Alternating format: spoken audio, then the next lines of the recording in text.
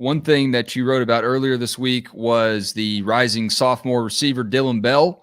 And I wanted to hype that up a little bit because I don't think we talk about Dillon Bell nearly enough. But what are you uncovering about this important piece of Georgia's wide receiver core who now has to compete against a really good wide receiver recruiting class? Yeah, I wrote a piece last night, published it today, just, titled "Don't Forget Dillon Bell" in the mix of Georgia receivers for 2023. I think when we're talking about that group and the names that come up in terms of the pass catching options, you've got Ladd McConkey coming back. You've got a veteran Marcus Rosemy-Jack Saint. You've obviously got Brock Bowers. You've got the two transfers that are coming in that room. Dillon is a guy that I think a lot of people forget, and it's because he's young. It's because he played a role this year, but wasn't playing the biggest role. And I think, what I kind of urged people to do is, let's keep him in mind when we're talking about this room. An incredibly talented room. I'm not trying to take anything away from those other guys. They're incredibly deserving of the recognition and respect that they get. But Dillon Bell is certainly deserving of that too. I mean, appeared in all 15 games as a freshman, had 20 catches, 180 yards, 3 touchdowns.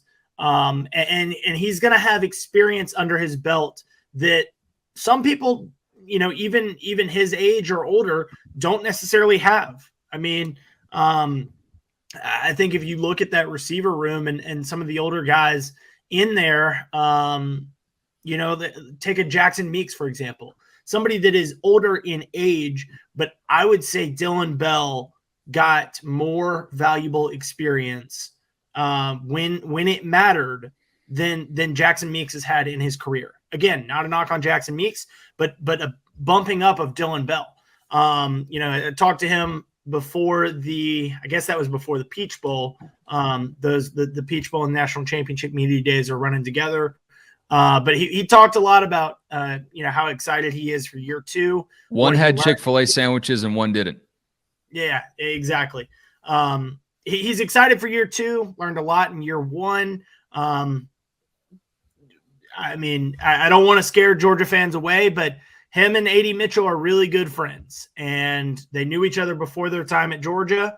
And what are you trying to say? You think Dillon Bell is a flight risk?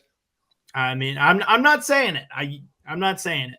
I think Dillon Bell, is on his way to establishing himself in that Georgia receiver room. That's what I will say. I think he can be a valuable piece with what they are losing, Mitchell included, but also a Curious Jackson, a Dominic Blaylock.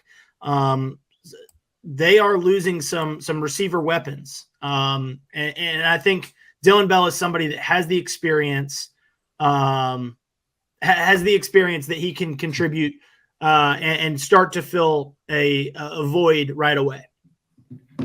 Yeah, with Curious Jackson for sure leaving, maybe it's because they're around the same size, same kind of shiftiness. That seems like a natural role for Dillon Bell to step up into. He had 3 touchdowns last season, 20 catches, 180 yards. So that's, do the math really quick.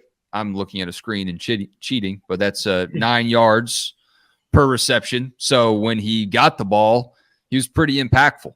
Had that touchdown in the SEC championship game. I think he did the gritty, Palmer. Is that what he did to celebrate? That is what he did. And we both immediately said, Kirby's going to hate that so much that a freshman is dancing in the end zone. That was the play that I remembered the most about Dillon Bell from last season.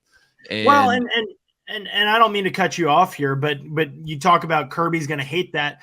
Kirby was a big proponent of propelling Dillon Bell forward. I mean, go back to fall camp. He didn't early enroll, so he wasn't around last spring. He told us, after we had kind of heard that Dillon Bell had a good scrimmage, he told us Dillon Bell needs to continue to get better and challenged him and wanted him to essentially was saying, hey, Georgia has had, Kirby saying this, we have had successful receivers as freshmen. It's a position that you can come in and make an impact. George Pickens did it. A.D. Mitchell did it. Dillon Bell did it. And maybe not to the extent that those other two did. But I don't think that that's an indication that he can't have the kind of impact that they had. But Kirby was aware of what Dillon Bell could do early on. I don't think we're going to hear the same kind of challenges for Dillon Bell to arrive on the scene. We might hear challenges of Kirby, Kirby issuing him challenges to continue to grow, to continue to develop, to become a leader in that room. I mean, you look at the receivers that are coming in. I mean, Jake reported it this week. There is a good chance that those guys can be contributors this year. Tyler Williams, Yazid Haynes, Anthony Evans, a fellow Longhorn State native there. What about Dominic Lovett?